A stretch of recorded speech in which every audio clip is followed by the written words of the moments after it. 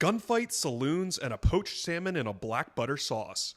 Today, I'm trying and rating some flavors from the Old West. Welcome back to Eats History. This is salmon au beurre noir, a dish straight from the menu of the Oriental Saloon in Tombstone, the scene of the gunfight at OK Corral. When you think of the Old West, at least in my mind, you picture scrappy frontier food like beans and biscuits meant for survival, not decadence. But this was not always the case, especially in boom towns like Tombstone, Arizona. I stumbled across this menu in Saloons of the Old West by Richard Erdos, and the dish that stood out to me was the salmon with beurre noir, or a black butter sauce. I was skeptical at first, wondering how you got Columbia River salmon to the middle of the Sonoran Desert in the 1880s, but it turns out 19th century food preservation was more advanced than we give them credit for. Salmon and other meats were packed in large boxes of ice or heavily salted in barrels and shipped across country by rail. Thanks to insulated freight cars, most made it to their destinations. So while this dish was being served at the Oriental Saloon, right down the street, one of the most infamous gunfights in American history happened. On the dusty afternoon of October 26, 1881,